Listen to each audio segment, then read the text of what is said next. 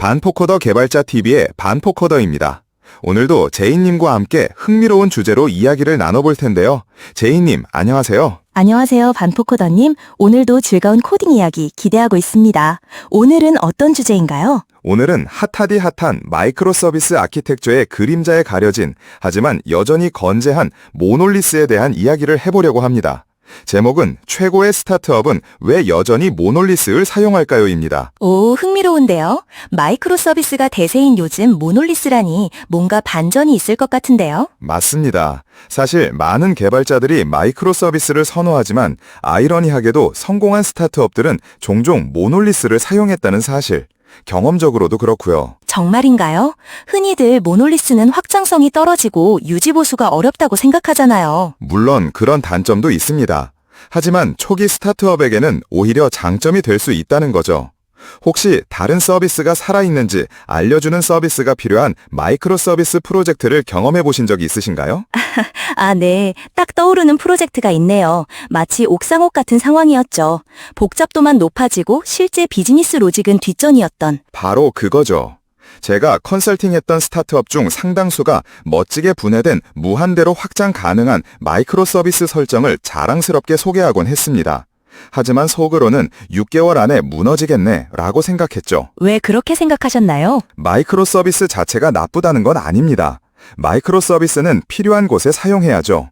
하지만 아직 MVP도 제대로 안 된 자금도 부족한 초기 스타트업에게는 과도한 아키텍처라는 거죠. 그렇군요. 핵심은 시기라는 거네요. 정확합니다.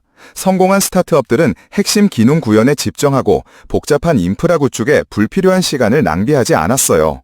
그들은 모놀리스로 빠르게 프로토타입을 만들고 시장 반응을 살피는 데 집중했죠. 모놀리스가 구시대의 유물이 아니라 오히려 효율적인 선택이 될 수도 있다는 말씀이시군요. 맞습니다. 모놀리스라는 단어가 마치 욕처럼 취급받는 경향이 있는데 사실 크루드 이상의 프로젝트를 만들어보지 않은 사람들이 그런 말을 많이 하죠.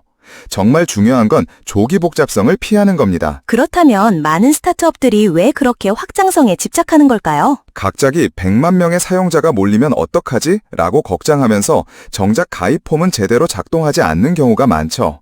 냉정하게 말해서 대부분의 스타트업은 확장성보다 생존이 우선입니다. 뼈 때리는 말씀이시네요. 웃음. 존재해야 확장도 있는 거니까요. 반향을 빠르게 전환하고 매일 또는 매시간 배포하고 복잡한 서비스 메시를 풀거나 컨테이너 간의 gRPC 호출 실패를 디버깅하는 데 시간을 낭비하지 않아야 합니다. 초기에는 확장성보다 유연성이, 화려함보다 단순함이 중요합니다. 결국 빠른 실행과 집중이 귀임이군요. 네, 모놀리스로 개달하면 결과물을 빠르게 만들 수 있습니다.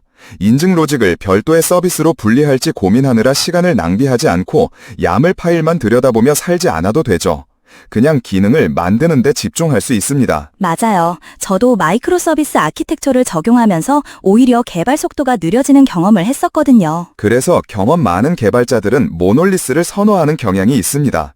그들은 마이크로 서비스의 비용을 이미 알고 있기 때문이죠. 페이스북 초기, 기터브 초기, 심지어 아마존조차도 모놀리스로 시작했습니다.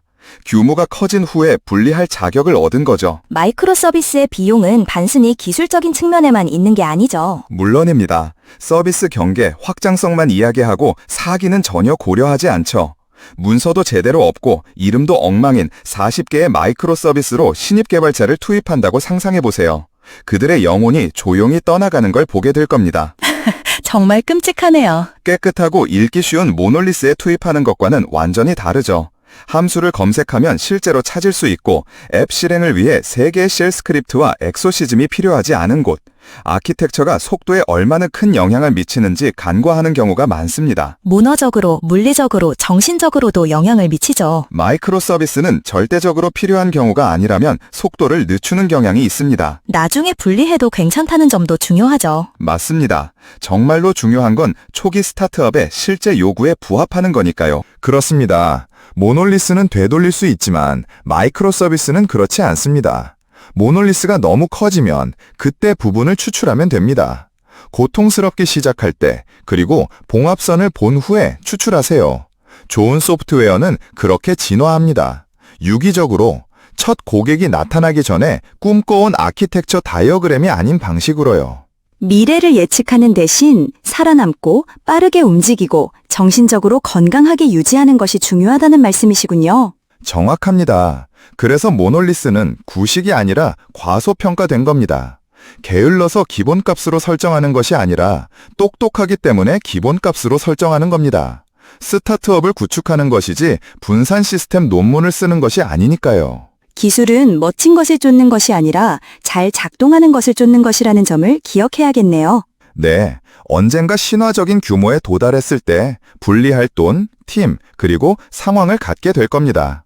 그때까지는 빠르게 움직이고 날렵하게 유지하고 모놀리스 만세!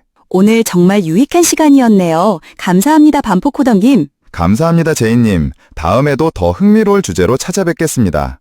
반포코더 개발자 TV 구독, 좋아요, 알림 설정 잊지 마세요. 다음에 또 만나요.